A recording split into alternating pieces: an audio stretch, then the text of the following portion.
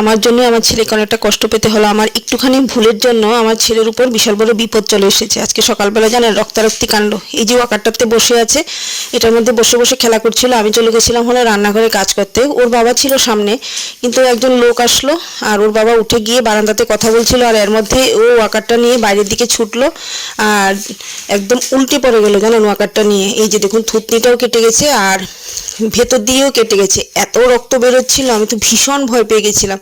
এত বড় ব্যথা কিন্তু কারো কোনোদিনও পাইনি। এখন মনে হচ্ছে যে আমি যদি ওকে রান্নাঘরে নিয়ে চলে যেতাম তাহলে আজকে হয়তো ও ব্যথাটা পেত না। আমার কারণে এত বড় ব্যথা ওকে পেতে হয়েছে। আর আজকের দিন আমার বাবার খুব প্রচণ্ড অভাব অনুভব করছি। আমার বাবা তো হোমিওপ্যাথিক ডাক্তার ছিলেন। এই ধরনের ব্যথা, জ্বর, সর্দি, কাশি কোনো কিছুর জন্য কখনো ডাক্তারের কাছে যেতে হয়নি। আমার বাবাই চট করে ওষুধ দিয়ে দিতেন এবং ভালো হয়ে যেত। আজকে আমার বাবাও নেই, আর দেখুন আমার ছেলে কত বড় একটা ব্যথা পেয়ে গেল। একটুখানি অসচেতন হলেই না বাচ্চাদের বিপদ চলে আসে।